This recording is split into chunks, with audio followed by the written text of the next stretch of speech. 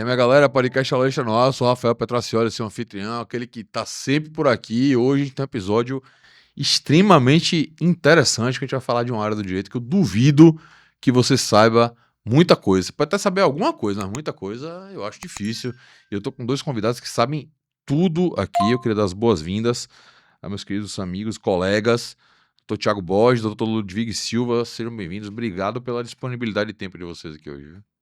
Opa, obrigado, Rafael, pelo convite. Cumprimento então o Thiagão também. Vou chamar de Floquinho, viu, velho? É o mesmo preço, nem se preocupe. Beleza. E meu amigo Ludwig aqui.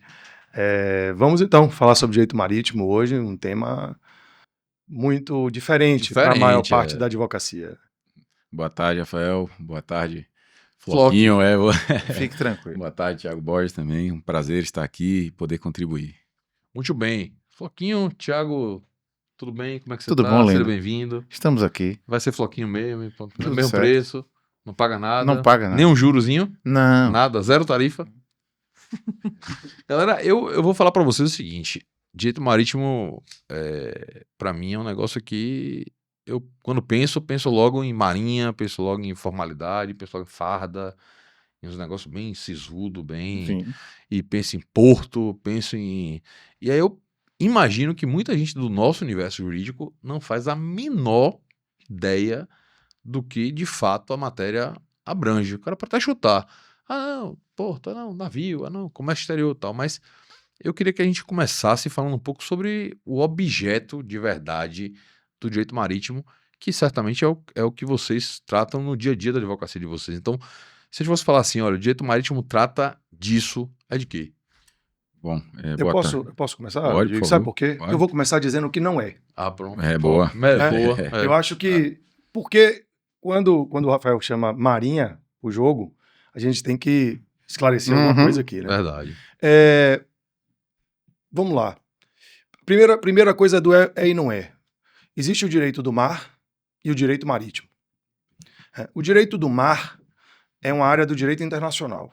Tá. Tem a ver com as relações internacionais, com os tratados que regem o direito do Estado sobre mar territorial, sobre a zona contígua, que tem a ver com as regras relativas ao Estado do Porto, né, ou seja, a autoridade do Estado do Porto em relação a outros países. Então é uma área do direito internacional, o direito do mar. Não é isso o direito marítimo. Então essa é o primeiro disclaimer, né? O segundo é o seguinte, nessa área que envolve o mar, nós temos três áreas muito, eu diria, contíguas, que é o direito aduaneiro, o direito portuário e o direito marítimo. O direito portuário tem a ver com o desembaraço das mercadorias, ou melhor, o direito aduaneiro tem a ver com o desembaraço das mercadorias que chegam no porto nas relações comerciais internacionais. Tributárias aí, envolvidas. Questões tributárias, parafiscais também, não Sim. só fiscais, mas parafiscais. O direito portuário tem a ver com as regras relativas ao funcionamento do porto, que é, obviamente, muito contíguo ao direito marítimo. E aí, então, essas também não são direito marítimo. Então, recortado, né, isso do que não é, aí eu vou deixar que o Ludwig explique, então, o que é. Quando a gente fala, você falou aí da questão do porto, quando a gente fala, por exemplo, dos órgãos gestores de mão de obra, essas coisas, isso tudo está no direito portuário, né? Portuário. Correto. Tá. Isso mesmo. Existe a Lei 12.815 que não é o que a gente vai falar aqui hoje. Ludwig vai dizer agora o que a gente vai dizer. Vamos lá. Bom, obrigado mais uma vez. O direito marítimo ele é um conjunto de normas, né? Tanto internacionais quanto normas nacionais. Por quê? Nós estamos diante de um modal que transporta mais de 90% hoje do que é transitado no mercado, né? Então, é um modal muito, mais de 90%. Né? Então, é um modal muito importante e representativo. Então, sobre ele imperam normas internacionais, como o Thiago bem colocou, e normas nacionais. Por exemplo, a Lei de Segurança e Tráfego Aquaviário, a LESTA, né? 9.537. Então, é um direito que tem sido por deveras importante, né? E tende a linkar também com outras áreas do direito. Direito do trabalho, direito civil, direito ambiental, né? Então... Direito administrativo. Direito administrativo, perfeito. Perfeito. Agora vem cá. E é uma área ligada diretamente ao comércio internacional. Então, o direito marítimo é um direito relativo ao comércio internacional e nacional também, né? Já que o marítimo também envolve a circulação dentro do território, né? Mas tem a ver com relações de comércio. O direito marítimo, sobretudo, vai regular relações comerciais sobre o modal marítimo. Como você falou, aquelas questões relacionadas, por exemplo, a território, soberania, etc., ficam com outra discussão que não tem a ver necessariamente Que é o com direito do mar. Do mar, perfeito. Pronto. É o direito do mar. Rapaz, antes de a gente continuar, eu tenho uma dúvida infantil aqui, que eu preciso tirar, porque tá me coçando. Vai. Como é que alguém começa a trabalhar nessa zorra? Porque ninguém conhece, gente. Você sabe, assim, a primeira norma de direito marítimo que eu conheci foi no ferryboat. Não pode ficar aqui o pessoal ficar jogando dominó. É a única que eu conheço, entendeu? Talvez De lá tenha pra sido cá, de isso lá aí. pra cá só teve Aí essa. a pergunta é essa, porque assim, essas áreas do direito muito específicas, muito diferentes, primeiro, quase ninguém conhece, e estamos provando isso aqui por A mais B, mas pra você conhecer, você tem que começar a trabalhar em algum momento. Como é que começa? Começou onde? O cara chegou e falou assim, não, eu quero trabalhar como ele chegou lá no porto, bateu na porta de alguém, eu quero... Como é que foi isso pra vocês? Nós temos uma felicidade e uma infelicidade, né? A felicidade é de termos um Brasil com uma costa que tem mais de 7.000 quilômetros de extensão. Então, É porto com uma zorra. É o porto pra caramba. É mar né? Um demais, país né? muito propício a portos para fazer importação e exportação. E os portos, onde entram os insumos, né, para que a gente produza, né, tanto o consumo próprio quanto exportação, que são os bens fabricados onde geram riquezas, né, e tributos para todos os entes de todas as esferas. Né. Então, a infelicidade é que o Brasil ainda não internalizou isso. Então, hoje carecemos de boas universidades tocando essa matéria. Nem tem, Nós né? temos. Nem como optativo tive na minha faculdade. Na Bahia ainda não, em Pernambuco se trabalha, a gente quer desenvolver isso na Bahia, acho que é uma meta nossa, até como comissão de Direito Marítimo e Portuário, mas hoje está muito forte em Santos, né? Está muito forte também no Rio de Janeiro e no sul do Brasil, Santa Catarina, Vitória também, por conta do offshore, né, que é muito forte, né, Vitória. O offshore porque as bacias de exploração são próximas à Vitória. Então as embarcações de apoio marítimo, né, elas utilizam de Vitória para poder ser uma base para esse apoio às plataformas que ficam nas bacias de exploração. Então, com isso, você traz um desenvolvimento e uma riqueza muito grande, não só através dos royalties, né, mas também de outros tributos. E tem episódios, né, a resolver em torno disso. Com certeza. Para você ter uma noção nessa questão do apoio marítimo, você tem diversos tipos de embarcação de apoio marítimo. Porque apoio marítimo é um tipo de outorga, né? A ANTAC, que é o órgão fiscalizador, através da regulamentação 05, ele determina quais são os tipos de outorga que cada empresa brasileira de navegação tem que ter. Então você tem uma outorga para apoio portuário, que são aquelas embarcações que auxiliam, né, no porto, apoio marítimo, que é de apoio justamente a essa exploração em alto mar, você tem cabotagem, que é aquela marítima entre portos brasileiros, e você tem interior, navegação interior, entre rios, né, e você tem longo curso. Longo curso são entre portos estrangeiros e portos nacionais. A empresa para trabalhar para cada coisa dessa daí, ela tem que ter uma autorização específica para isso. Vai ter uma outorga para poder fazer abastecimento do navio que está Rapaz, aguardando. deve ser uma burocracia, então a burocracia envolvida na atividade é monstruosa. Serviço médico, por exemplo, para o pessoal embarcado. Né? Então você vai ter aí várias... Rapaz, você vai puxando aí, o universo E isso que o Ludwig está falando, assim, dá para dar uma noção de como se multiplica a quantidade de relações privadas que vão se dando aí dentro desse meio. Eu vou acrescentar ainda dos dados que o Ludwig trouxe. Nosso estado tem o maior litoral do Brasil. É verdade. Né? Então nós estamos no estado com o maior litoral do Brasil. E se a gente parar para pensar, o Brasil é um país que, na sua economia, se desenvolve de costas para o mar. A única coisa que realmente nós exploramos no mar é o turismo. Mas nós, por exemplo, não temos uma cultura, se nós pensarmos em termos de país, uma cultura alimentar voltada para o mar. A nossa proteína animal é predominantemente terrestre. Quando, na verdade, a gente tem países, né, da América do Sul que tem uma série de países que são consomem muito mais a proteína marinha. Então, essa cultura do Brasil de costas para o mar em relação à sua economia faz com que essa área do marítimo pareça até um pouco invisibilizada, gerando essa dúvida que é normal. Pô, como é que as pessoas entram nessa área? Na verdade, as demandas são muito grandes. Há muitos contratos, né, muitas relações que são dentro dessa área, mas, de fato, a própria ideia de que a gente não tem cursos de direito marítimo dentro da faculdade de Direito é uma demonstração desse cenário, né, que eu falei das costas para o mar. Eu, particularmente, aí uma coisa mais pessoal minha, tenho uma aproximação com a área desde pequeno, porque meu pai trabalhou na Codeba, né, no Porto de Salvador. Ele foi gerente, depois foi auditor interno, e por isso, desde pequeno, Você eu já ia à circulava Codeba. por ali. Eu ia à Codeba, eu ia visitar meu pai no trabalho. Mas adolescente, você ia na Codeba também? Não, Se eu ia adolescente na Codeba. Porque tinha umas festas na Ti- Codeba. Não, Tinha não, bacana, veja. bacana. Ia. Na hora eu Ia. saquei Então tá isso bom. aí. Ia. Mineiro, meu pai, né? Mineiro, o apelido dele é Mineiro, todo mundo conhece ele por esse apelido. E, portanto, eu tenho essa proximidade quase emocional aí com o Porto e com a área marítima. E depois, como professor de Direito Internacional, eu investi no estudo do Direito do Mar, né? Me levou até a fundar um instituto, o Instituto Brasileiro de Direito do Mar. Foi mesmo, velho. Existe, eu fui primeiro presidente, fundador. Hoje eu sou Que coordenador massa. regional do Nordeste, né, com muito orgulho do Instituto Brasileiro do Mar, que é hoje um instituto ainda muito bem em funcionamento no Brasil todo. E por ter me aproximado do direito do mar, também me aproximei do direito marítimo, porque há essa irmandade, Sim. há uma rivalidade e há também uma irmandade. Rivalidade, O marista, que é o do mar, Do maritimista. e o maritimista, que é o do marítimo. Ah, né? né? Então tem os Maritimista e istas. marista. Rapaz, eu fui professor de Direito Internacional 2 semestres da minha vida. Eu jamais pensei nos desdobramentos. Era pra Essa mim. vertente. Nunca Não, a gente considerei.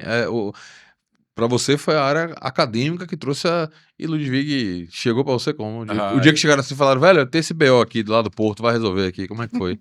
Eu sou oriundo de Beira de Cais, então eu era gerente de projetos de uma empresa de TI, né? Trabalhei em São Paulo na HP, quando recebi o convite para trabalhar numa agência marítima. Então, o agente marítimo ele representa os donos de navios, os armadores nos portos. Porque imagine se cada armador tivesse que ter um CNPJ em cada porto no mundo que o navio escala. Não tem a menor condição. Então, ele tem representantes nesses portos, que são os agentes marítimos. São mandatários, né? Atuam sob ordem de armadores.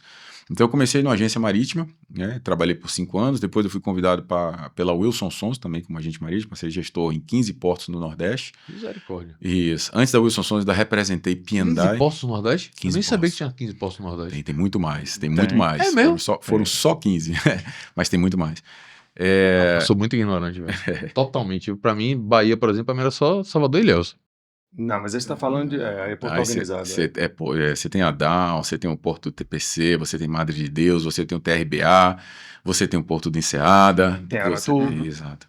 Aratu, que faz parte, né, Exato. do grupo da Codeba. Aratu, sim. Exato. Então, além desses, né, você tem também... Então você trabalhou com essa questão extra área jurídica. Extra-jurídica, 10 anos nessa Que, área. na verdade, você acaba tendo que saber mais do que o pessoal da área jurídica, porque Com você certeza. fica lidando com aquilo ali no Sim, dia a dia, sim, né? Exato. O direito estava transversalizado pela atividade dele o tempo inteiro. É isso. Por essa burocracia toda Isso. que é tomada do... Na verdade, antes de ir para o Wilson Sons, eu ainda representei P&I por 5 anos. Né? P&I são Protection Indemnity Clubs, são seguradoras de navios. Então, na época, na Bahia, dos 13 clubes no mundo, eu cheguei a representar 11, através de 2 representantes de P&I no Brasil.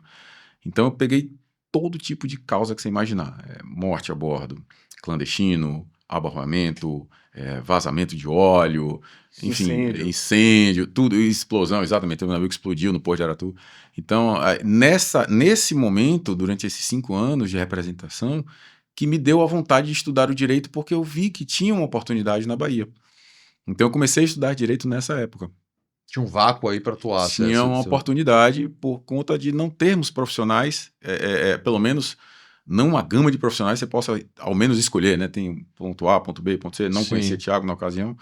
E só vinham advogados ou de Santos ou do Rio de Janeiro. Então eu falei, não, a gente tem que mudar esse cenário, a Bahia tem um potencial enorme para isso e vamos trabalhar em cima disso. Depois da Wilson Sons, depois desses 15 anos, eu fui convidado por 2 refinarias. A refinaria do Amazonas, quando foi comprada pelo Grupo Atem. Então eu fiz todo o início das operações, toda a estruturação da área logística, desde afretamento de navios, a tratamento de claims, como demurrage, por exemplo, com Mas contratação, aí é operação navegação portuária. fluvial, Sim. sobretudo, né? E fluvial também, contratação de balsas, né? Porque, veja, aqui o que a gente faz no rodoviário, no norte, no Amazonas, é predominantemente balsas. Porque lá são ilhas, né? Então você não tem estradas conectando as cidades no interior. Então são as balsas que fazem toda a distribuição. E eu fazia contratação de balsas, fazia contratação de navio, distribuição de gás, petróleo, derivados do petróleo, tudo isso na região norte. Fiz o primeiro ship-to-ship na Bahia, trazendo óleo combustível produzido lá na refinaria do Amazonas aqui. Nunca haviam feito um ship-to-ship, transbordo entre navios, né? Para exportação de óleo combustível. Então fizemos o primeiro aqui na Bahia de Todos os Santos. Eu tenho até hoje esse vídeo, essa gravação dessa oportunidade. E logo em seguida eu fui convidado pela refinaria de Mataripe, da Selen. Então fiquei responsável por contratos, estruturar contratual lá, referente a navios. E agora eu estou como consultor da Petrobras para a Transpetro, para desenvolver novos negócios lá na Transpetro.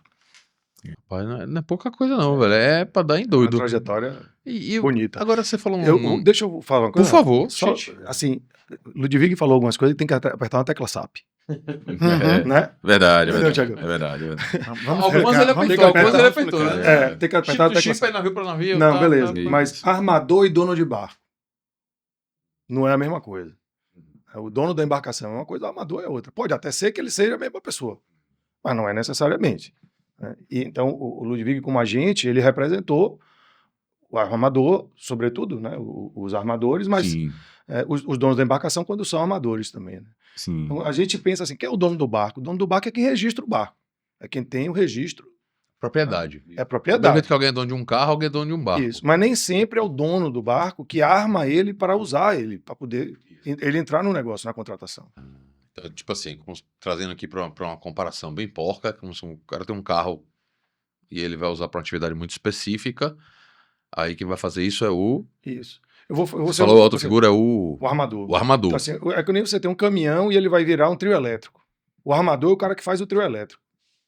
Boa. Bem baiano, sabe? Eu gostei. É, Gostei muito mais do que o Brasil. trouxe pra nós, Você é sabe, verdade. muito superior. Muito. Você tem no Charter Parties, né, essas figuras, onde você tem o Head Owner e você tem o Disponent Owner. O Disponent é aquele cara que está afretando a embarcação para algum dono de carga. Ou você tem entre armadores quando você freta essa embarcação para que outro venha e se utilize dela para dispor comercialmente dela. Então você tem a figura do Disponent Owner e do Head Owner. Você tem a figura do Charter, que é quem afreta essa embarcação, né? Como você pode também ter a figura do Shipper, ou então do Receiver, né? Que são os embarcadores ou recebedores de carga, quando você afreta apenas volumes dentro de um navio, né? E não a embarcação por inteiro. Então você tem uma gama aí de players, né? Que participam disso. Mas que labirinto. Porque a escala é enorme, né? É isso que eu ia A falar, escala é muita enorme. coisa. Eu acho que o que mais chama atenção é o tamanho de gente e carga e número envolvido, porque então gera toda organizar essa bagunça, né? Você imagina uma embarcação que cabe, com um tamanho que é impossível praticamente um único player encher a embarcação. Ele vai abrir para todos os que tiverem interesse e fazerem contratações pontuais, né? Mas vai ter outras situações em que, por exemplo, Petrobras, um cargueiro vai tomar todo. Entendeu? Exato. Sim, pelo porte dela, talvez Isso. ela consiga... Isso.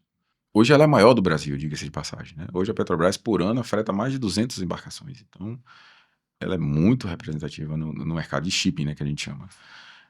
Então, assim, você tem não só essa questão, mas você tem, voltando para aquela infelicidade, para concluir aquela parte, a insegurança jurídica no Brasil, que é muito grande. Nós temos muitas normas versando sobre um único negócio. Então, você não sabe, né, para onde derivar e naquele momento, qual surpresa você vai ter. Então, agora, recentemente, nós tivemos algumas dessas surpresas, que é justamente a nota técnica, né, da Secretaria Nacional de Hidrovias. Você tem a questão do AFRMM, que é o Adicional de Frete e Renovação da Marinha Mercante, que acabou de sofrer um veto do governo federal. E isso, embora esse veto venha para 2027, é uma pauta de caráter urgente para os armadores.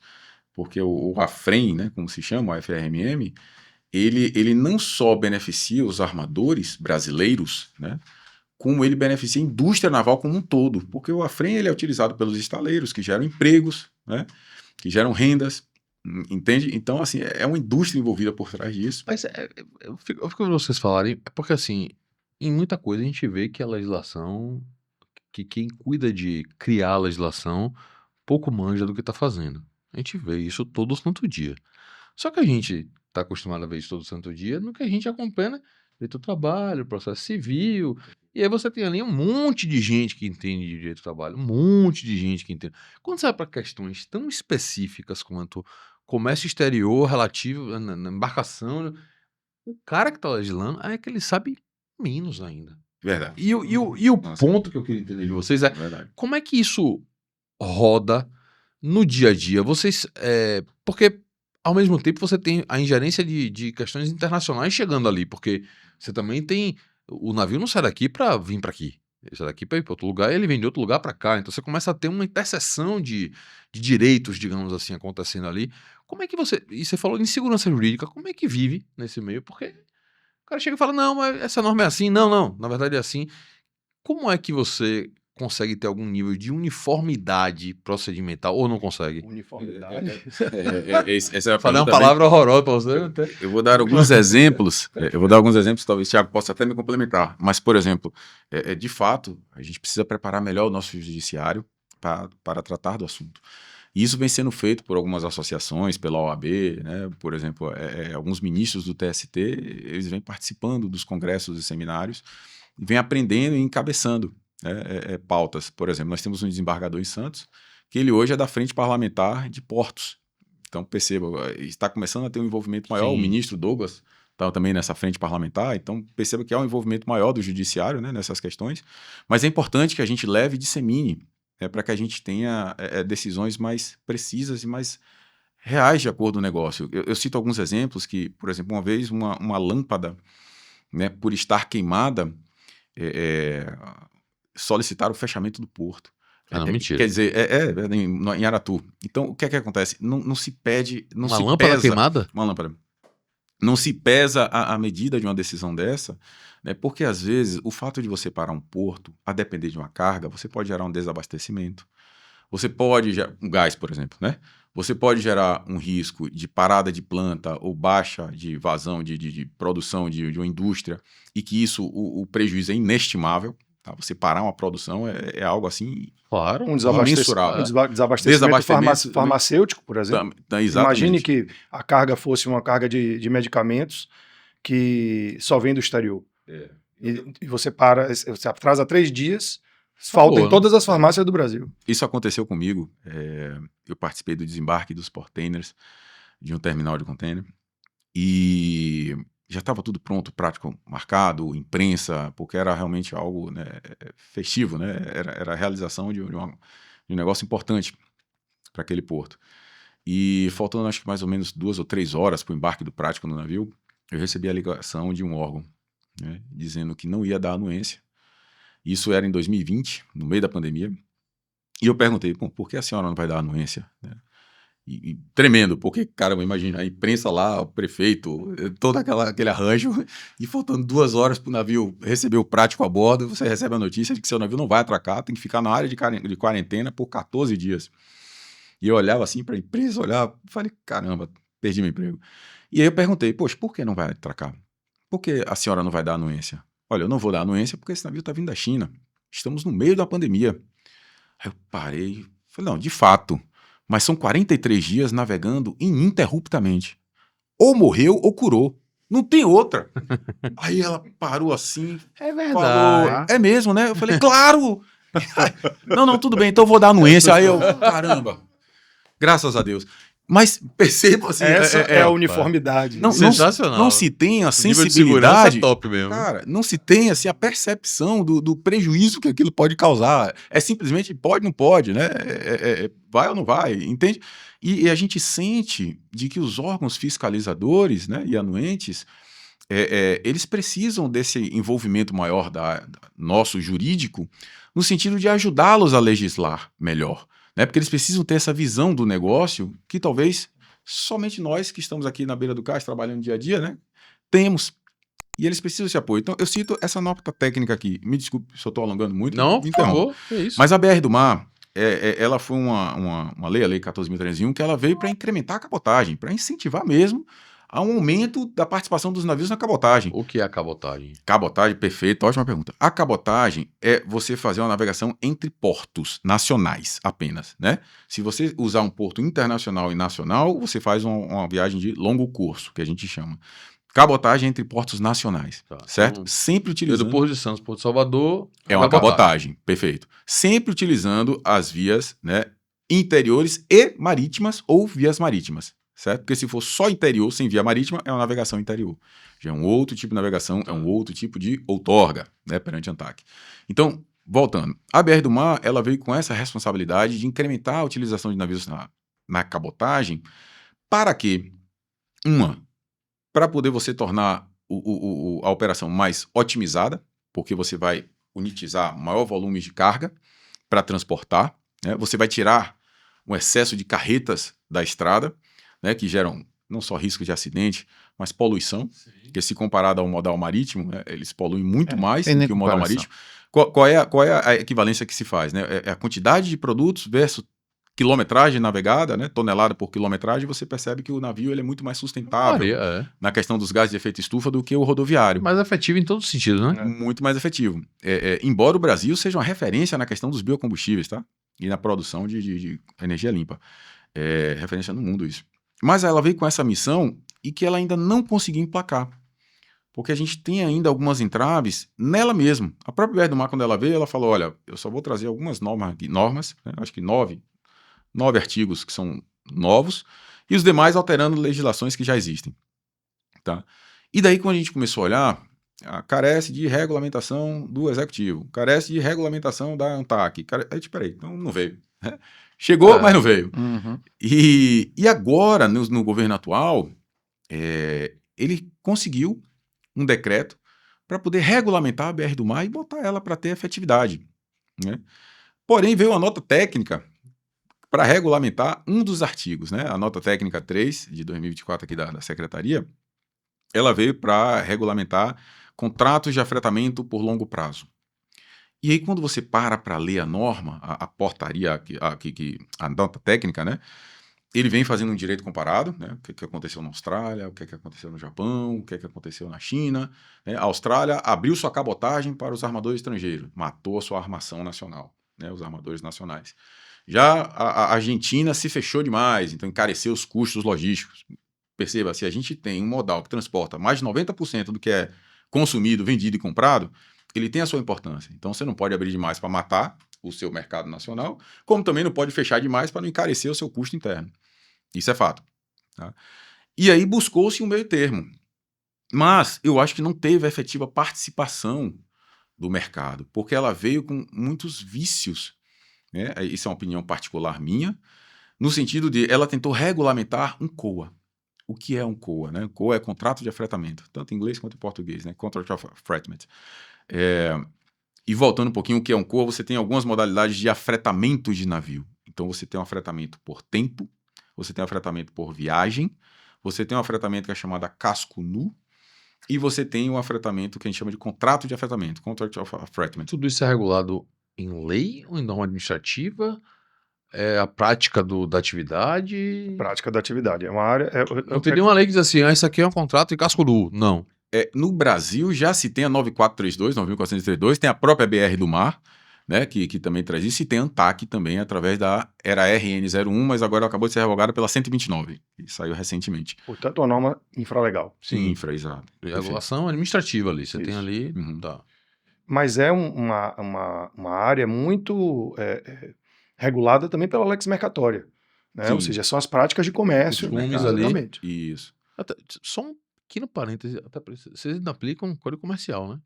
Exatamente, eu ia falar sobre isso. Mas meu Deus, que doideira. Acabou pra você, Que ingrato. doideira, viu? Rapaz. 1850. É mole?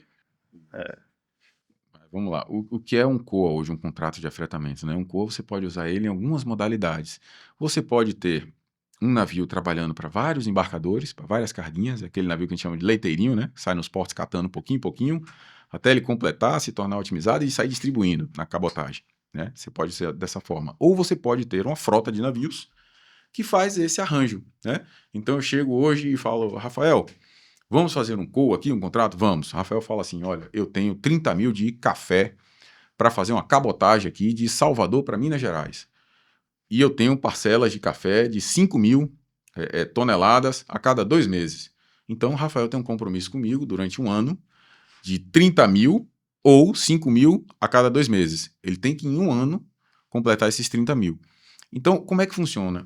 Eu faço um acordo com o Rafael, onde todo mês eu falo, Rafael, olha, eu tenho um navio A passando agora por Salvador. Te interessa para pegar esses 5 mil para levar para Minas? Não. Ainda não tenho uma carga formada aqui, não tenho um lote pronto.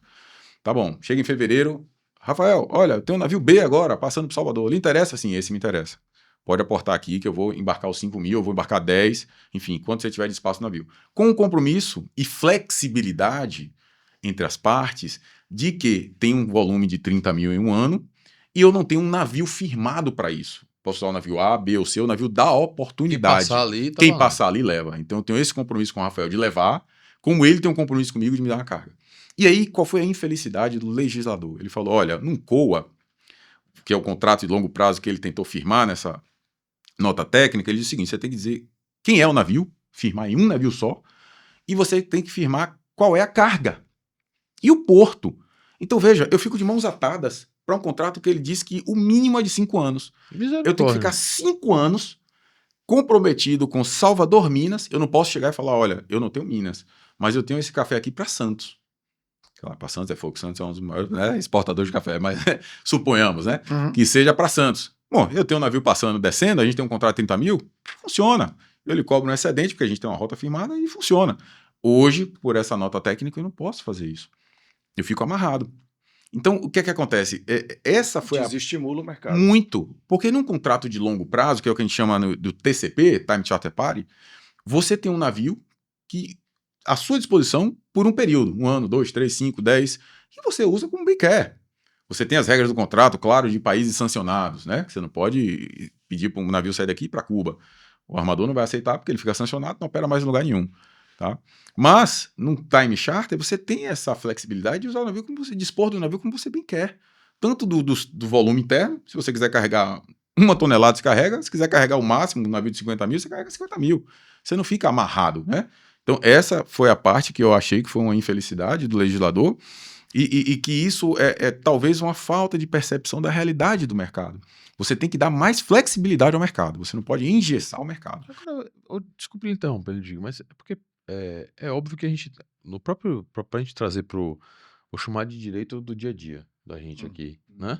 Você tem lá regramentos para contratos. Você tem, né? No Código Civil você tem lá um capítulo só para falar disso. Você tem ali. Mas, em regra, você tem ali uma ampla liberdade negocial entre as partes. O cara não vai fazer o que está vetado ali. Nesse caso, eu entendi, pelo que você falou, que eu não vou poder fazer nos contratos, esses contratos de afretamento, o que está vetado pela norma. E aí, assim, as partes elas não contratam contra o que está escrito na norma, porque aquele contrato pode ser levado a um questionamento judicial futuro, ou elas fazem um cambalacho e aí quando dá o BO vai para o judiciário. Como é que a coisa funciona? Porque a gente sabe também que o que a gente mais vê é contrato com objeto ilícito. O cara chegou, fez ali, enquanto tá bom para todo mundo, tá bom para todo mundo. Quando dá o BO, você vai para a justiça alegar nulidade, etc, etc, etc. Como é que é na prática? O pessoal olha e fala, não, isso aqui não pode, então não vamos nem futucar com isso, esquece isso, vamos buscar outra modalidade. Eu ia até completar a pergunta que assim, qual é a vantagem, se é uma vantagem ter essa, digamos assim, essa rigidez em relação a cada tipo de contrato, e o erro foi apenas nos requisitos, ou se já é uma desvantagem fazer, né, tipificar os contratos, né? Qual é a vantagem e a desvantagem de tipificar os contratos, e se o equívoco nesse caso foi só a questão dos prazos, ou se a gente tinha que ter um modelo de contrato realmente mais livre? Perfeito, boa pergunta. O que é que acontece? Essa indefinição e insegurança do que vai vir, né, os armadores estrangeiros precificam isso. Entende? Então, tudo vira custo. Porque hoje é um contrato, mas amanhã eu não sei como vai ser mais. Exatamente. Então, ele coloca isso na conta risco dele. Né? E isso, querendo ou não, poxa, o armador vai ficar no prejuízo? Negativo. O armador, se fosse bobo, era facilitador, né? Mas Então, boa. o que é que ele faz? Isso é repassado. Quem paga sou eu, é você, é Tiago, né? É Rafael. Somos nós que, no final das contas, pagamos por isso, né? Porque tudo é repassado. Então, o que é que acontece? Hoje, a BR do Mar, ela veio com um propósito. Ela ainda não conseguiu atingir, né? Ela veio com boas intenções. Ela conseguiu, por exemplo, existia-se antes da BR do Mar uma exigência de tonelagem. Então, o que é a tonelagem? Se eu quero afretar um navio da classe MR, que é a Medium Range, que são navios de 30 a 55 mil toneladas, eu teria que ter, na minha frota, um navio com essa tonelagem para eu poder afretar um navio estrangeiro nessa mesma tonelagem. Porque o que é que a lei do Brasil hoje fala? Vamos voltando um pouquinho para explicar melhor. Hoje, a lei brasileira, ela protege os armadores brasileiros. Isso é fato. Por que ela protege? Porque a ANTAQ, ela estabelece um procedimento chamado de circularização. O que é circularização? É você consultar primeiro todos os armadores brasileiros. Então, como é que funciona isso? Olha, Floquinho fala assim, velho, eu preciso pegar um navio de 50 mil toneladas para levar café de Salvador para Minas Gerais. Tá bom, tá bom. Então, vamos lá no mercado estrangeiro buscar um navio nessa classe. Para que esse navio possa operar na cabotagem, eu tenho que, para a ANTAQ, demonstrar essa intenção desse contrato, esse navio prospectado, para que ela circularize para todos os armadores brasileiros, se alguém não tem um navio com aquela mesma capacidade, né? Condições semelhantes de Para entregar tonelagem e aquele... tal. Porque se um armador brasileiro tiver, ele pode operar o instituto chamado bloqueio. E aí, quando ele bloqueia, ele tem 6 horas úteis para isso, quando ele bloqueia, eu sou impedido de afretar aquela embarcação estrangeira e eu tenho que afretar dele. E isso é uma forma... Uma preferência. Exatamente. Mas independentemente de questão negocial? Independente. Se o cara chega e fala, não, mas o brasileiro tá me cobrando 50 mil dólares e o estrangeiro me cobra 30? Eu tenho que Um abraço. Um abraço. Fui bloqueado. Porra, interessante isso. É. Porque, né, realmente é uma proteção efetiva de mercado, né? Sim. Quando a gente pensa em termos assim, você perguntou, né, dessa miscelânea normativa, o direito marítimo, ele realmente, assim, ele carece, a insegurança jurídica é falta de uma norma mais lógica, né, mais pensada, né, e a existência de normas que vão desde o Código Comercial até uma série de normas infralegais que vêm da ANTAQ, que vêm de autoridades, que vêm dos portos, que vêm... O que é uma nota técnica? Uma nota técnica não é nem sequer uma norma. Uma nota técnica é uma sinalização de como o Estado vai interpretar a norma. Ou seja, só que isso tem um impacto sobre o mercado tão grande quanto se fosse uma lei. Porque não é um DVC, mas é uma sinalização de como o Estado vai usar o DVC. Sim. Né? Então, o impacto que isso tem sobre o mercado é muito grande, gerando essa insegurança, gerando esse risco e esse custo de transação, que vai impactar sobre os valores. Você entende? Sua fala é importantíssima nesse sentido para a gente entender aqui até a atividade do advogado, digamos assim, né? Se você tem aqui o exemplo que o Ludwig trouxe da regulação do contrato de longo prazo. Então tem lá dizendo, ó, só pode ser assim, assim, assim, assim. Aí Joãozinho e Josézinho fazem um contrato lá que não estão bem de acordo com essa norma aí.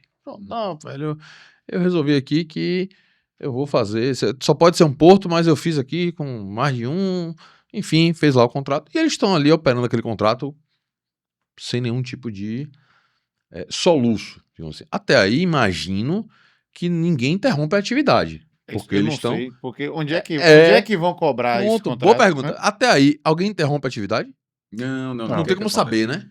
Não. O que é que acontece? Nada é feito de forma assim ilegal, né? Existem sim possibilidades de você não se utilizar da BR do Mar, por exemplo. Então, o que é que acontece? Hoje você retroage a 9432, que é uma lei de 1997. Então, ela é a lei de ordenação do transporte. Você pode dizer assim, eu não quero usar essa lei, não, vou usar a anterior. Isso, porque a BR do Mar veio o seguinte, olha gente, eu cheguei. Eu vim aqui para melhorar a cabotagem, trazer mais competitividade, mais embarcações para cá, para poder baratear o custo logístico. E aí os embarcadores agora vão surfar numa onda maravilhosa. Aí o pessoal assim, cadê você? Então, chegou, mas não chegou. Uhum. E aí, o que é que o pessoal faz? Velho, eu preciso continuar vivendo. Então, eu volto para o que era antigamente e vou sobrevivendo enquanto se espera que a BR do Mar, de fato, exerça a sua função. Aí vem essa nota técnica, vamos lá. Aí o cara chega e fala, não, de acordo com a lei anterior, eu podia fazer aqui o contrato assim. Mas tem a nota técnica ali, que o cara fala, olha, tem que ser só um porto, tem que ser só uma carga, tem que ser não sei o que, aí enrijeceu tudo. em algum momento o Josézinho e o Joãozinho brigam.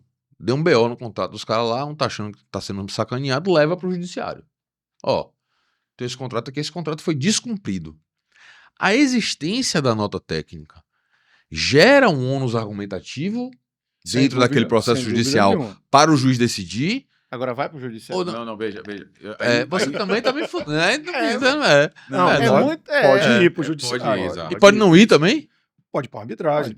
Com arbitragem. É muito mais comum a arbitragem, né? Londres, Pode ir Nova pra York. arbitragem. É muito mais comum. Mas os efeitos... Que não é nem aqui a arbitragem. Não. Londres e Nova York. Porque são arbitragens mais técnicas, né? Embora o Brasil agora esteja iniciando uma arbitragem marítima, né? Com os desembargadores do Tribunal Marítimo, e que eu tô colocando muita fé de que esse vai resolver.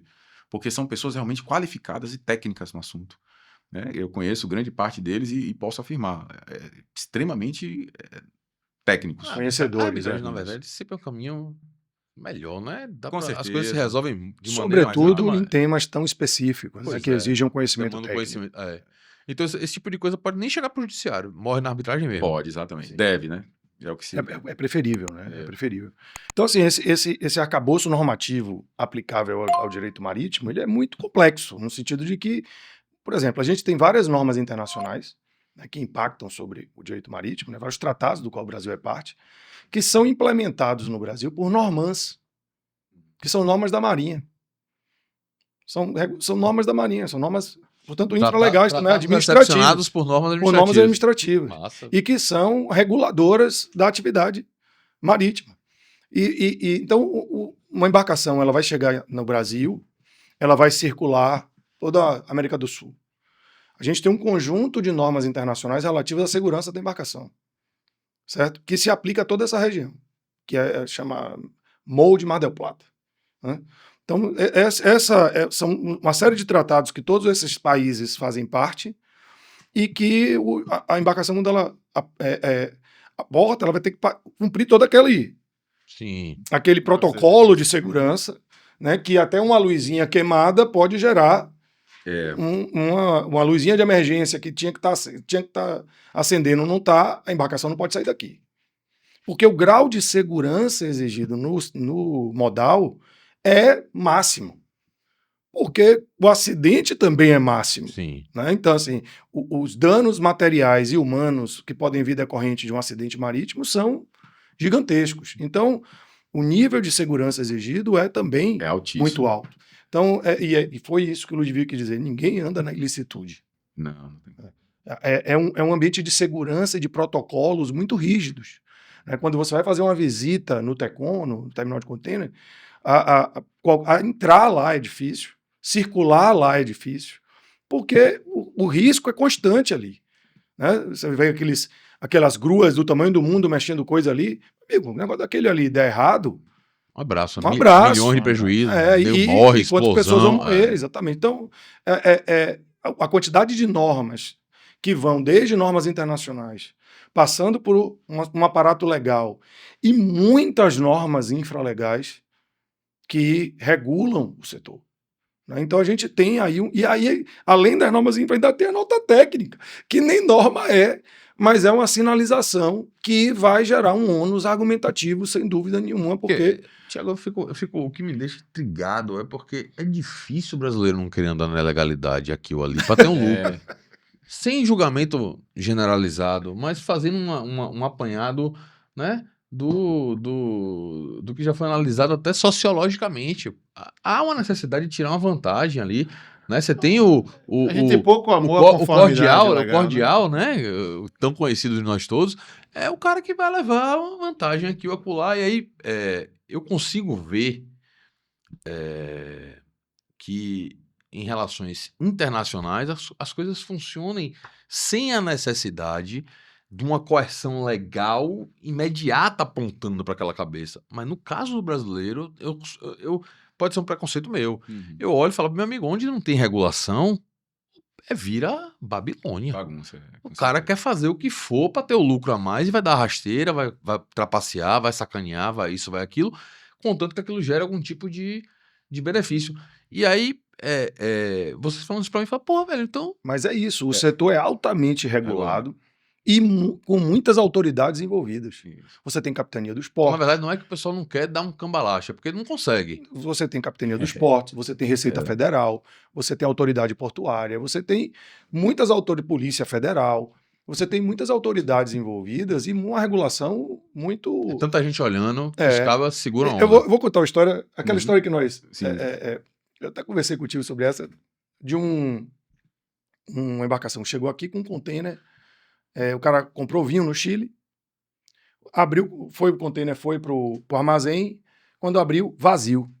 Roubaram os vinhos do cara. Um container de 20 pés. Roubaram o vinho do cara.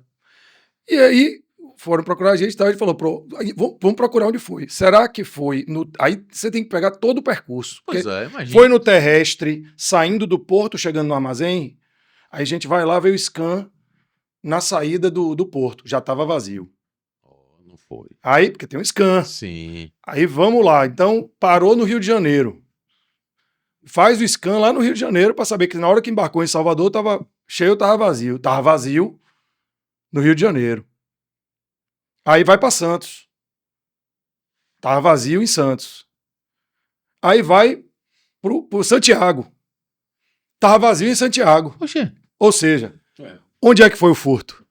No transporte terrestre entre a vinícola e o porto. E só fazendo entre parênteses, e aí é engraçado. E aí não é mais marítimo. Aí, Não é mais rapaz, marítimo. isso é tão importante Não é porque a mais questão é comigo, a não, seguinte: mas é. de quem é o seguro? Aham. Porque o seguro, É o isso. seguro do cara era do porto de Santiago até a entrega. Só que esse seguro não vai cobrir isso aí, porque não está na trajetória dele. Então tinha que ser a seguradora do vendedor, que era do transporte, a responsabilidade era dele. A responsabilidade dele acabava quando ele entregasse a coisa no porto. Rapaz, é excelente você tocar nesse ponto, porque contrato de seguro dentro da atividade marítima é um negócio. Faz parte do núcleo da coisa. Eu né? diria que quem inventou o contrato de seguro foi a área marítima. Sim. Hoje existe Como a gente conhece, né? hoje existe a International Chambers of Commerce, a ICC, que regula justamente isso, de quem é a responsabilidade de quem. É do vendedor, é do comprador, né? Quem é responsável pela contratação do seguro, né? É a propriedade sobre a carga, onde é que ela acessa. Então você tem as cláusulas, né? Como, por exemplo, você tem FOB, Free On Board. Então, o cara que vendeu o vinho, se tivesse vendido FOB, a responsabilidade dele cessava no colocar no navio, dentro do navio. Né? Ah, mas ele chegou no porto e colocou do lado do navio. Ainda é dele a responsabilidade. Porque aí você tem uma outra modalidade chamada FAS, Free Alongside Ship. Então, perceba que o ICC, ele regula todos esses momentos. E você tem o DAP, Delivery at Port, que é a responsabilidade do vendedor cessa no porto. Colocou no chão do porto, cessou a responsabilidade dele. A partir daqui é do comprador. Então, perceba que tem, inclusive, quem é o contrato de seguro, quando cada um contrata seu seguro, ou quando o contrato é custo frete, ou CIF, que é Cost Insurance and Freight.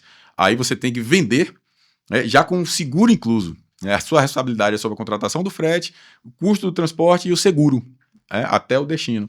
Então, você tem isso regulamentado. Obviamente vai impactar sobre o preço. Sobre o preço, Sim. exato. Né? Se você contrata X-Works, por exemplo, o comprador tem que ir lá na sua fábrica retirar o produto. Então você tem essas modalidades lá definidas que regem esse pacto contratual. E aí eu vou acrescentar, então, porque o Ludwig puxou a questão do ICC, né, da Câmara Internacional de Comércio, Isso. que é uma entidade privada Exato. e que produz normas que são aceitas pelo setor, pela capacidade técnica, pelo apuro técnico. Veja, qual é a autoridade da ICC? Do ponto de vista jurídico, mas a autoridade econômica é gigantesca. Porque o mercado todo aceita esse conjunto normativo como sendo um conjunto normativo muito bem feito. E Às que vezes gera... esse tipo de autoridade é mais efetiva do que a jurídica. Exatamente. A gente, de dentro do direito, a gente não consegue enxergar a coercitividade. A coercitividade está fora, está na economia. Exato. Né? Não é no direito. Ela não rege contrato, ela é um complemento ao contrato. Né? O ICC é assim que funciona. Então, para tudo, a gente tem no direito marítimo ou na legislação marítima algo que vem a tratar sobre. Então, dando um exemplo dessa questão da como é que faz, né? Se tem como dar um jeitinho ou não dar um jeitinho, há alguns anos, muitos anos atrás, um armador grego, né, me procurou através de um amigo para falar assim, olha, eu tenho um contrato muito bom no Brasil Mas eu sou um cara pequeno, né? Eu tenho 4 navios empregados com essa empresa e eu queria otimizar os meus custos, porque o custo com tripulação marítima é muito alto no Brasil, né? E a gente sabe que na Grécia, por exemplo, sempre tem um jeito, pela lei, da gente conseguir reduzir isso, né? Baratear um pouquinho isso. E aí, entendendo um pouquinho, porque a gente pode agora partir do pressuposto e falar assim, pô, esse grego tá querendo levar vantagem aqui? Sim. Como é que o marítimo brasileiro é caro, ganhando em real, e o estrangeiro ganhando em dólar é mais barato? Mas eu explico. O que acontece é o seguinte, o que rege o navio hoje são as bandeiras de conveniência, né? Então as bandeiras de conveniência, elas seguem a Organização Internacional do Trabalho, que o Brasil recentemente se tornou signatário, e onde 95% de toda tonelagem que hoje navega, né, no mundo é signatária também. Então, o que é que isso quer dizer? Essa OIT, ela é um pouco diferente da nossa CLT, que ela é muito protecionista, o que é bom para o brasileiro. Mas a título de exemplo, um marítimo filipino hoje, de deck, de convés, ele fica a bordo 9 meses em um navio por 1 mês de folga. E esse 1 mês ele não é remunerado, porque são contratos de trabalho. No Brasil, no máximo você fica, né, pela lei, 30, remunerado com 30 de descanso. Então você tem que ter um cara que vai tirar o descanso desse aqui, que está sendo remunerado, a bordo, você tem um custo dobrado, né? Resumindo. Então isso encarece muito, além de outras questões que, por exemplo, quando você coloca uma determinada quantidade de brasileiros a bordo, você tem que ter enfermeiro, você tem que ter auxiliares, e aí você tem que mudar a infraestrutura da embarcação. Você tem que colocar novos camarotes. Quando você coloca um camarote no navio, não basta só fazer o camarote, né? Você tem que reclassificar a embarcação como um todo. A documentação inteira da embarcação. Você tem que colocar uma baleeira, que em vez de caber 20 pessoas, vai caber agora 22, 23 pessoas. Quando você muda na baleeira, você tem que chamar classificador internacional para reclassificar a embarcação. Então, você muda a quantidade de colete salva-vida que é distribuído em toda a embarcação, todo o procedimento interno é mudado para, no final do contrato, desfazer tudo isso. Então, isso é precificado e é repassado no contrato. Por isso que você encarece. Não é só o marítimo brasileiro, não é isso. Né? Mas isso se soma a outras questões, também a tributária, que também é muito pesada, né, nessa questão. Mas, quando ele procurou, cara, o que a gente pode fazer? Porque eu quero manter esses contratos, né, mas eu quero melhorar os meus ganhos porque é muito caro a tripulação brasileira. Eu falei, cara, ó, primeiro que assim, eu fiquei pensando, né, caramba, se o cara diz que é pequeno, um cara que tem como patrimônio 4 navios, pô, quem sou eu, né? Um naviozinho desse, merreca, tá custando quanto ainda hoje em dia? Eu chutaria acima dos 70 milhões de dólares, né? Uhum. De dólares. Mas... Merreca, naviozinho... ele tem 4, né? Chulé, né? E o cara tinha 4. O cara tinha 4. E aí, o que é que acontece? Aí eu falei, cara, hoje no Brasil, você tem a questão do acordado sobre o legislado. Então, você pode tentar uma negociação direta. É a única forma que eu vejo de você tentar uma negociação melhor. Mas que cá para nós, eu acho que você vai fracassar miseravelmente. Porque não vejo saída. Né? Então ele falou, não, então deixa quieto, esse contrato me agrada, é um contrato muito bom, eu vou deixar como está. Mas o que é que eu quero dizer com isso? É que sim, existem formas de você driblar a norma? Sim, existem. Né? Como no direito do trabalho, hoje você consegue fazer um acordo coletivo, ou através da convenção coletiva, algumas alterações substanciais que possam lhe beneficiar. Né? Como você também, em outras esferas, você também consegue continuar o trabalho, né? Ainda que encareça um pouquinho, mas você consegue continuar fretando navios, né? Pela 9432, por exemplo, que é a lei de ordenação. Eu vou recomendar esse grego um advogado que faz negociação coletiva, que vai resolver. Caba bom, né? Caba bom. Você viu que bom. Ludwig mencionou a questão do TST, né, de ministro do TST fazendo parte desses eventos, né, dos eventos lá, inclusive da OAB e tal. É que a área marítima é uma área trabalhista muito específica, ou seja, não dá para qualquer juiz julgar a questão marítima como não se julga pela CLT, se julga por normas específicas da área, do setor. Tem muito essa questão da peculiaridade, principalmente do descanso. Então, de um lado e do outro. Você, né, em relação à escravidão contemporânea, você tem caso de escravidão em navio. Então, tem, perfeito. E todas as escalas, como a gente já falou, são enormes. Então, isso mesmo. Agora, eu fiquei curioso com algumas questões bem práticas e bestas. Até porque a gente classificou aqui a atividade do navio que vem de fora para o Brasil trazendo uma carga, a atividade que transita entre portos do próprio Brasil. São atividades diferentes, são coisas diferentes. Inclusive, regradas de forma diferente, né? Você falou, por exemplo, a contratação de uma cabotagem que é entre portos brasileiros, eu obrigatoriamente tenho que consultar todos os brasileiros para depois poder contratar um estrangeiro. Exato. Você tem regras aí bem específicas, certo? Perfeito. Mas vamos lá. O cara contratou o grego aí. Uhum. O cara chegou e falou: não, vou levar uma carga aqui da Grécia lá para Salvador. Tá aqui, fui contratado, tá aqui o valor, papapá. E aí tô indo pra Salvador. Rapaz, depois disso eu não tenho zorra nenhuma pra fazer com o meu navio. Uhum. Tô aqui de bobeira. E aí rolou uma cabotagem pra eu fazer aqui, de Salvador pra Santos. O pessoal fez a regra lá, tal, e ninguém quis, o cara me contratou. Vou aqui de Salvador pra Santos. Isso ele tá fazendo com a tripulação dele que veio da Grécia. Uhum. Quando ele chega aqui, como é que fica essa questão Boa pergunta. trabalhista? Porque ele saiu de lá pra fazer uma coisa, era vir pra cá. A priori, ele não sabia que ele ia ficar por aqui circulando. Rolou dele ficar por aqui circulando. A tripulação dele veio toda de lá. É todo mundo de lá. Contratado por regras de lá. Quando chegou aqui, vamos supor, ficou aqui 2 anos fazendo cabotagem pra cima e pra baixo aqui no Brasil. Como é que a questão trabalhista vai ficar nisso daí? Boa pergunta. Isso aí eu respondo. Existe o Conselho Nacional de Imigração, a resolução 06, que versa sobre Meu Deus, isso. até imigração. Então, Também, com claro. certeza. Você tem as instruções normativas da Altíssimo, diga-se de Receita, passagem. e você tem, exatamente, a ANP, enfim, são vários. Mas a CENIG, ela determina que após 90 dias tem que se iniciar o ingresso de marítimos brasileiros a bordo. E aí você tem um percentual, né, que é gradativamente vai ingressando no navio estrangeiro. Você tem que substituir o estrangeiro pelo brasileiro. Aí é obrigado a trocar? Obrigado. E faz o que com o estrangeiro, bicho? Manda ele pra onde? Manda Cara? embora, Bota ele no Bota avião. no avião. Bota no avião e volta. Bota no bote. É isso. De repente ele pode até resolver ficar. É verdade, Se dependendo for do em que eles vão Salvador- fazendo por aqui, né? Muitos Verdade. gostam mesmo, né? Porque ainda mais ganham em dólar, né?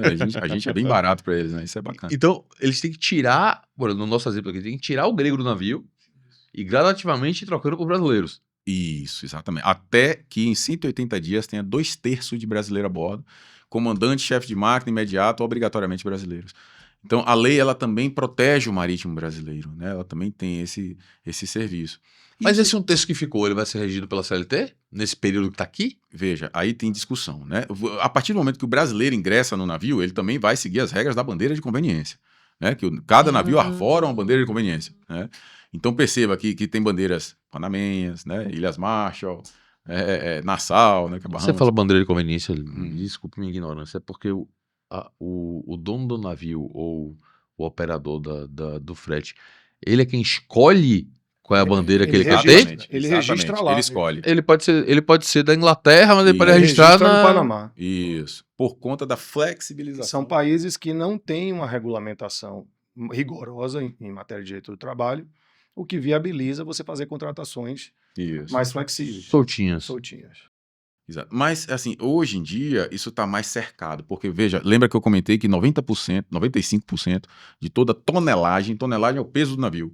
Imagine 95% da tonelagem mundial hoje é signatária da OIT, que é o Brasil recentemente... A Convenção da OIT para Marítimo. Isso. Tá. E aí, o que acontece? Essa convenção, ela já é uma convenção mais protetiva ao trabalhador, né? Para evitar trabalho de escravos, o descanso remunerado, né? Obrigatório. Então, ela já tem uma outra forma de tratar.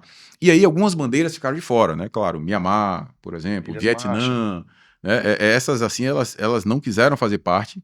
E aí, obviamente, né, muitos afretadores evitam contratação desses tipos de navio, né, para que não tenha nenhum problema. Até porque, como o Thiago comentou, existem os MOUs, né, os memorandos de entendimento de Tóquio, Paris e aqui que é o Vinha Del Mar, né, Vinha Del Mar.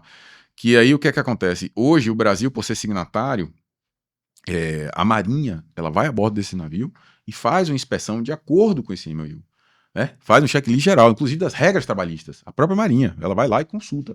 Cadê? Quantos trabalhadores tem aqui? Porque, veja, você tem hoje o CTS, que a gente chama no português, que em inglês é Minimum Safe alguma coisa. Mas o CTS é Cartão de Tripulação de Segurança. Ela diz o seguinte, para uma embarcação desse porte, né, petroleiro, ou conteneiro, ou gazeiro, etc e tal, você tem que ter um mínimo de tripulação de segurança, um mínimo. Você não pode, por exemplo, quando chega num porto, você está esperando um berço, descer do navio o comandante imediato.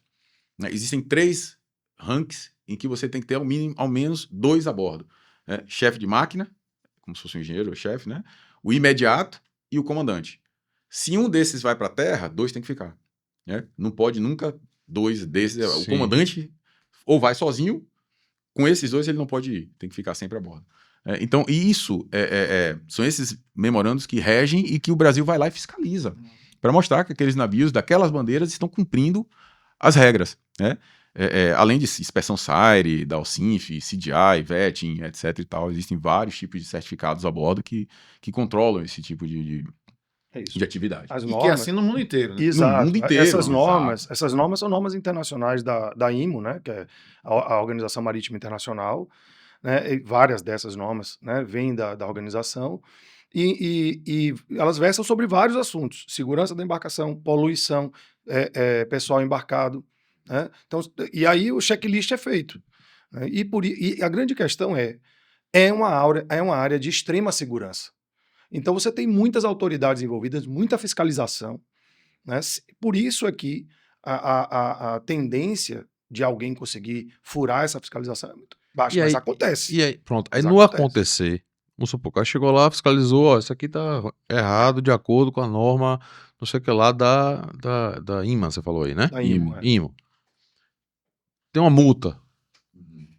A gente falou aqui da questão da origem da coercitividade, né? Uhum. Quem é que cobra essa multa?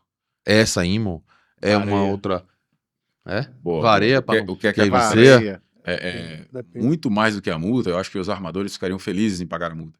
O problema é quando Você, prende o navio. você, além de poder, porque você tem as deficiências, nesse caso do Flag State ou do Port State Control, que é quem a Marinha usa, né, para poder fiscalizar esses navios, você tem a questão de deficiências, onde a depender da deficiência encontrada, o navio ele é uma forma de arresto, né? Ele é segurado no porto, ele é impedido de navegar enquanto ele não cumprir ou não sanar aquela deficiência. Além disso, isso mancha o certificado do navio.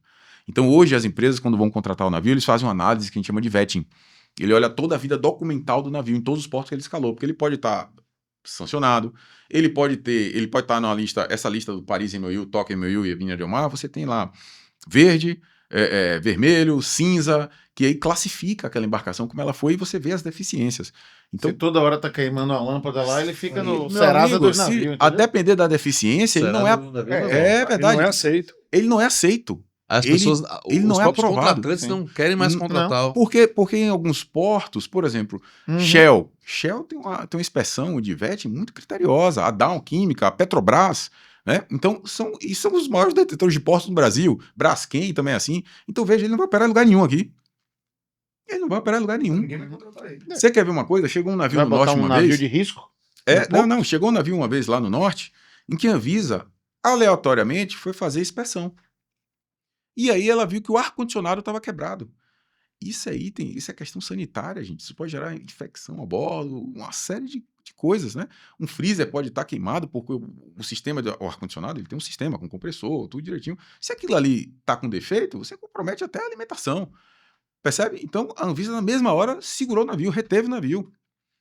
E aí a gente precisava da carga. Então, aquele ali apanhou, porque pagou um custo muito alto, né? Por uma negligência dele de não ter consertado no porto anterior. E aí, quando chegou para fazer isso em Fazendinha, no Macapá, meu amigo, onde é que você vai achar um cara capacitado para consertar um ar-condicionado de navio com peças que voltagem é diferente, o encaixe é diferente, e em Macapá, Fazendinha, não acha, cara. Vai mandar de avião alguém pra lá com a É mais uma fácil, de mas peça. é mais fácil. Mas é o que É isso, acontece. é isso aí. É o que acontece. Ele paga. Agora, veja, ele custeia isso, entendeu? O que tá me chamando toda a atenção é o quanto é desnecessária a coerção. Desnecessária não, é quase desnecessária a coerção estatal em praticamente tudo aí. Não, mas tá funcionando E a coerção comercialmente- estatal quando não deixa o navio sair. Mas veja, Ou não deixa mas o veja, navio a coerção estatal funciona quando deixa o navio sair, mas talvez o cara fique tão preocupado quanto o navio dele ficar preso, são as consequências depois de ter ficado preso, porque aquilo vai pro certificado Sim. dele. Vai, Sim. vai, vai. Sim. Então, digamos assim, é como de fato você falou, o Serasa dos navios. O cara fica, porra, eu não quero falhar, não é só porque eu vou ficar preso, não.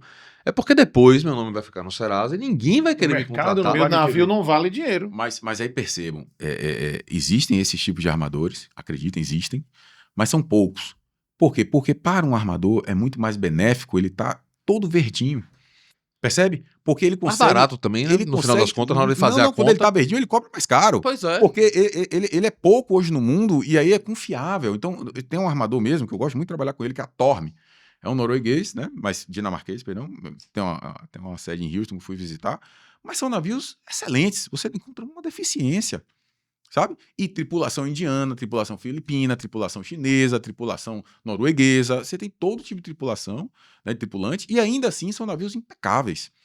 São aprovados em vetting com uma facilidade incrível, porque são armadores cautelosos, né? Então, quando você vê assim uma torme, você já fica feliz. Não, o cabo desse, quando para no porto, que o cara vai fazer a inspeção, ele já chega com outro olhar, né? Fala, esse aqui é da torme, deve estar tudo certinho. Com certeza, né? com Já certeza. chega com Dão outra... preferência. E digo mais, aí quando você tem uma margem de frete, sei lá, hoje o frete está pagando entre 30 e 35 mil dólares por dia, um navio, por exemplo, né? Esse cara vai cobrar 35.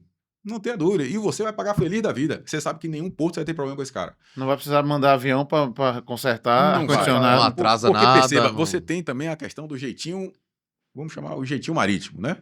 O que é o jeitinho marítimo? Você tem algumas cláusulas contratuais, né, em charter party, que é laycan.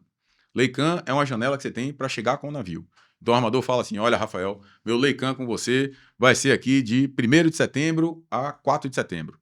Então esse é o laycan dele, beleza? Aí você, porra, beleza, tá bom. Aí você começa a produzir seu café, bota no tanque do porto, né? O café, digamos que seja um café líquido, né? Para falar em tanque.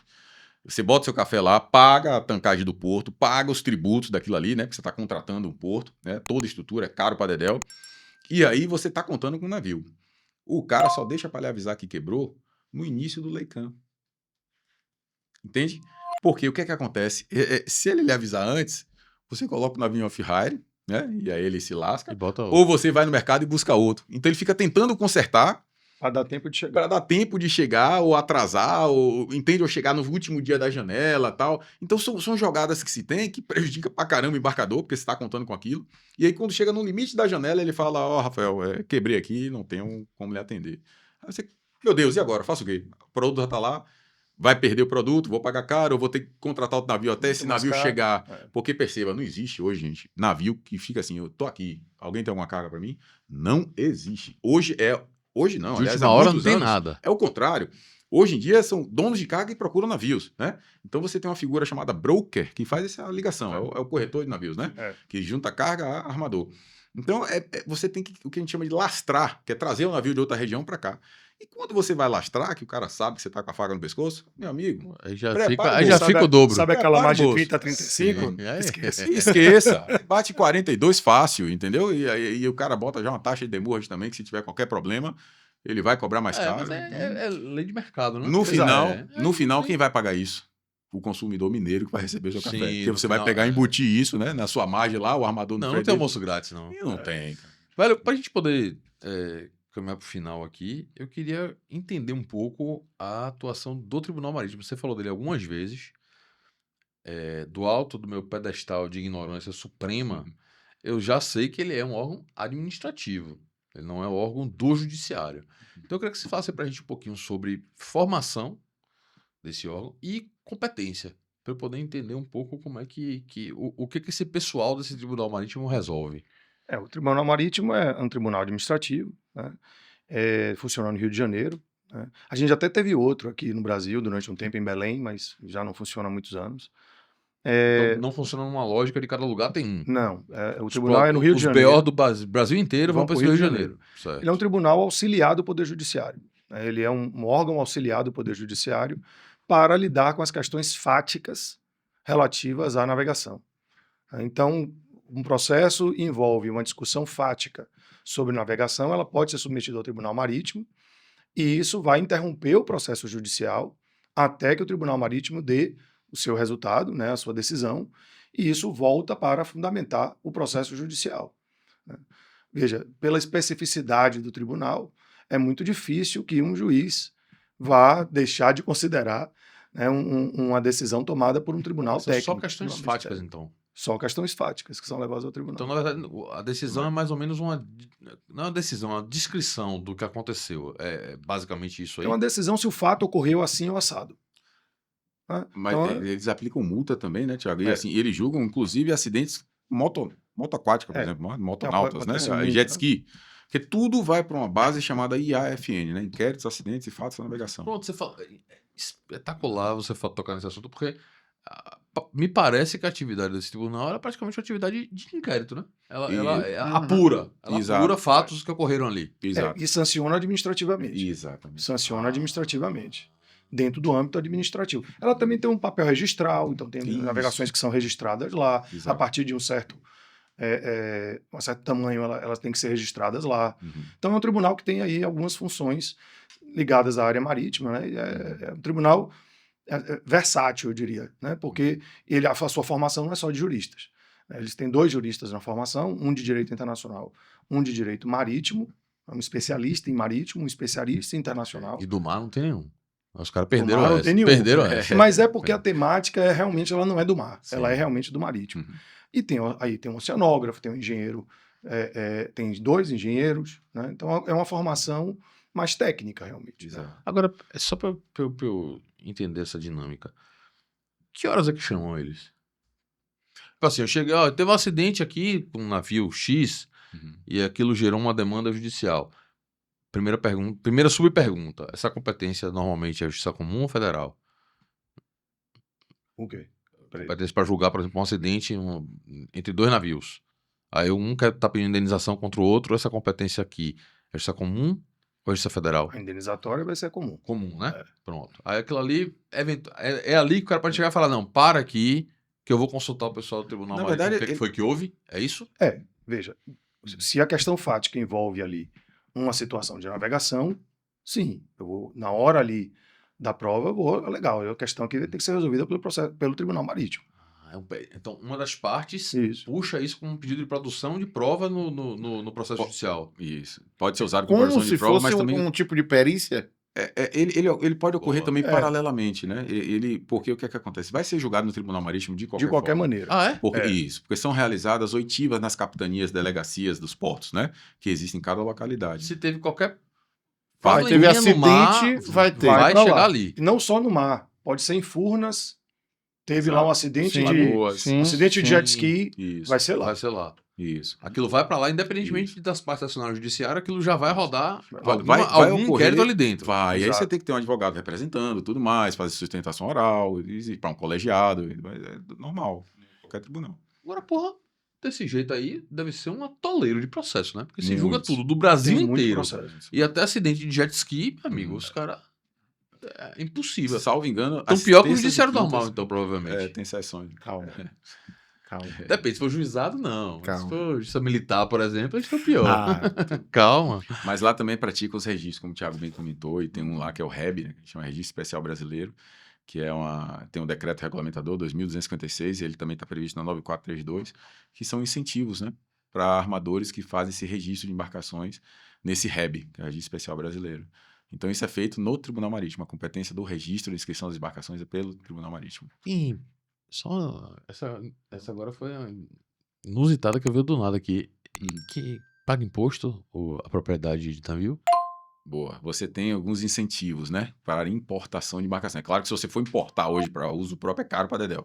Mas a BR do Mar, por exemplo, ela tem no artigo 13, se eu não me engano, que você entra em caráter de admissão temporária. Como Fórmula 1. Os carros vêm, entram em admissão temporária, saem, você não recolhe o tributo Sim. inerente àquela importação. Então os navios também participam desse mesmo critério, né? Ele é enquadrado como admissão temporária, então ele é isentado dos tributos federais, imposto de importação, até o CID, combustível, o IPI, né? O COFINS, o PIS, COFINS, que são as contribuições, né, sociais, também ele é isentado. Então você tem lá... Tem uma série de benefícios, o drawback, né? Isso. E pra você galera tem- que é dono de embarcação no Brasil? O cara é brasileiro, ele tem o Que navio tipo dele de aqui. embarcação? Esporte recreio ou mercante? Mercante. Eu tô falando assim, eu tô querendo pague PVA. eu tô querendo chegar no IPVA. Boa. Não, na verdade, o que é que acontece? Existem outros custos inerentes à embarcação, né? O custo Tributários. tributários também, né? Porque para você rodar uma embarcação, você tem que tripular ela, armar e tripular. Ah, tá. Então você vai ter os encargos trabalhistas aí. Mas você tem, por exemplo, o abastecimento, né? Então você vai ter ICMS, se ela estiver na cabotagem, mas se ela Sim. estiver na exportação, você vai ter a imunidade. Então, geralmente, se tenta enquadrar sempre como exportação, né? Um longo curso para poder desonerar nessa questão do ICMS aí nos combustíveis, que é muito pesado. Mas você tem, para os proprietários de navio hoje, apenas sobre o frete. Sobre o frete que você Sobre tem a propriedade, sobre carga. nada. O Sobre a IPVA propriedade. não existe. Não, desconheço no Brasil. Porra, Avião também não tem, né? Avião Então, também não tem. Ele é um bem imóvel de regime especial, né? Porque ele é tratado como imóvel por causa do registro. Né? Verdade. Mas na reforma Mas não tem tributária Detran. Na reforma tributária tinha um Se negocinho tiver- sobre isso aí, né? Sobre Tem, tributação de tá avião e Tá em discussão. e navio, né? Tá em Agora, eu não sei se mercante, eu acho que era só de recreio que você falou. Esporte e recreio, que são as É, lanchas, recreio. né? Lancha, As jet embarcações ski, de essas menor porte, isso. A galera que tem lancha, alô BDV, o registro, o acompanhamento, teve problema, isso é com o Tribunal Marítimo ou é um órgão administrativo tipo Marinha, Capitania dos Capitania dos Portos. Portos, essas coisas assim? A capitania, ela vai fazer o inquérito, vai fazer as oitivas e vai mandar para o tribunal julgar. O julgamento será no tribunal. A capitania faz papel de polícia aí. Exato. A Exatamente. capitania, então, é como se fosse uma polícia do Exato. Mali. Exato. Se o cara tá ali... E do Rio também. Do Rio, das Rio também, lagoas, também. baías, É. exatamente. O cara tá Canais, conduzindo ali estreitos. uma lanchinha top, não tem licença para aquilo, a capitania parou ele, ela é quem tem o poder de Exato. sancioná-lo e Isso, tudo mais. Exato. E aprender a embarcação, exato. Você tem as Aplicar aplicações, né? multa. Seja na Pontonal. recreativa, seja na mercante. Seja na mercante. No passado tivemos uma embarcação, até ali na Baía Marina, a Big Aaron, enorme, azul, não sei se Sim, vocês lembram, sim, né? lembro demais. Quase um iate aquilo ali. Uhum. Sim. Ali era uma embarcação que estava classificada como esporte e recreio e estavam explorando ela comercialmente. A Receita pegou, apreendeu, quando foi cobrar, abandonaram. Então, Você largou lá? largaram lá. E aí é engraçado, ela foi para leilão, salvo engano, conversando até com o pessoal da Receita Federal, e parece que nesse leilão, e foi comentado, a gente até deu risada na hora, alguém, por brincadeira infeliz, levantou a mão para dar um lance. E aí essa pessoa hoje responde à Receita Federal por conta disso, né? Por conta dessa brincadeira aí infeliz que ele fez no leilão dessa embarcação. Então, eu acho que a pessoa até de Recife, se eu não me engano. Não se briga, não. Pelo amor de Deus. Leilão da Receita Federal é muito sério. Aliás, assim, tudo que ela faz, a Receita é muito séria. Até mando um abraço para minha amiga, a delegada Sandra Magnavita, né? Também Luciano, que também é lá o chefe da Receita Federal, das pessoas maravilhosas, assim, e conhecedoras, né? Técnicas no assunto. Mas foi o custo, né? De você ter uma embarcação enquadrada como esporte e recreio, né? Para uso próprio e depois explorar comercialmente sem o recolhimento dos devidos tributos, Tá sem a querendo dar devida jeitinho, classificação. né? A gente sabe, a gente já aprendeu aqui que do marítimo não tem jeitinho. Não então... tem jeitinho, não. E os portos, né, são áreas alfandegadas. Então, você, para descarregar qualquer produto, tem que ser num local alfandegado, num tanque que é alfandegado. Toda aquela área alfandegada. Seja Codeba, Tecom, Aratu, Madre de Deus, tudo são áreas alfandegadas porque você tem o olho da receita, né? Você tem que fazer o desembaraço aduaneiro daquela carga. Pagar um né? negocinho. E recolhimento dos serviços As tributos. alfândegas nascem no mar, né? O comércio internacional ele Inicial, surge é do o mar. fomentador, né? Depois é que a gente vai pensar em aeroporto. Pô, galera, eu queria agradecer demais vocês. Eu sei que Obrigado. bater um papo aqui de 1 hora e pouquinho jamais poderia nos iluminar quanto a essa enormidade que vocês têm para falar de direito marítimo, mas eu tirei um monte de dúvida aqui. Foi A gente massa. quebrou o gelo da ignorância. Pronto. Aí fica novas oportunidades para gente poder falar sobre outras questões, dar uma aprofundada maior. Mas eu gostei muito. Obrigado pela presença de vocês. Thiagão, foi massa, viu? Bacana, velho. Eu queria agradecer você, Rafael, É isso. Tiagão, a Ive, né, pelo convite. E dizer que é um prazer, estamos aí à disposição. É um tema apaixonante, né? Todo mundo que trabalha na área é muito apaixonado. Quem viver na área, quem circula a área, vai ver que é uma turma que vive e respira esse assunto dia a dia. Eu percebi aqui pelas formas de falar de vocês, vocês curtem o Parangolé mesmo, né? Eu queria só... Por favor, porque se eu fica à não vontade. fizer isso, não cumprimentar os meninos de vó, a galera vai... Por favor, vai tem reclamar que comigo. mandar um beijo pro menino. Então mandar um beijo pra galera. Vou lhe falar, nos últimos 3 ou 4 semanas a gente teve uns 3 meninos de vó aqui. Teve, né? teve. Vó tá contente. Volta contente. O menino que tá os meninos tudo de vó tão aparecendo aqui na aula passeando extra. aqui. Vó tá Ludwig, velho, contente. foi massa. Parabéns pelo Obrigado. conhecimento. Gostei Obrigado. bastante. Obrigado, pessoal. Fico feliz aí com o convite. Volta, né? Volto e já vou deixar um gostinho de quero mais aqui. Eu espero na próxima a gente falar sobre a praticagem, que é uma curiosidade de muitos ouvintes. Massa. E temos aí muita coisa Então eu já pra vou falar a deixar respeito. pré-marcado pra gente levar pra praticar pra rádio. Vai ser massa. Aí, Boa. Bacana. Boa. vamos lá. Flock, obrigado por ter vindo hoje. Né? Eu lhe amo, lindo. Né? Ainda mais pra Ive ver. Lira, que Né? de sempre tá aqui. Cadê Ive Lira? Ive, não, meteu uma Não tocha. veio hoje, não meteu tá aí uma com você? Pronto. Não, também não. Aí não veio. Ai, que coisa. Ah, mas que situação. Ela é gente boa. Mas eu também gosto. Só é assim. É, aquela música. Complexa, Você não vale é. nada, mas eu gosto de você. Juvelira, te amo. Galera, espero que vocês tenham gostado tanto quanto a gente. Se você não está inscrito no canal, agora é a hora. E se você ficou aqui até agora é porque você gostou. Então você pode deixar uma curtida. Se você tiver um comentário, uma pergunta, a gente passa pro pessoal e depois responde para você. E semana que vem tem mais podcast Alô Extra aqui. Valeu, tchau.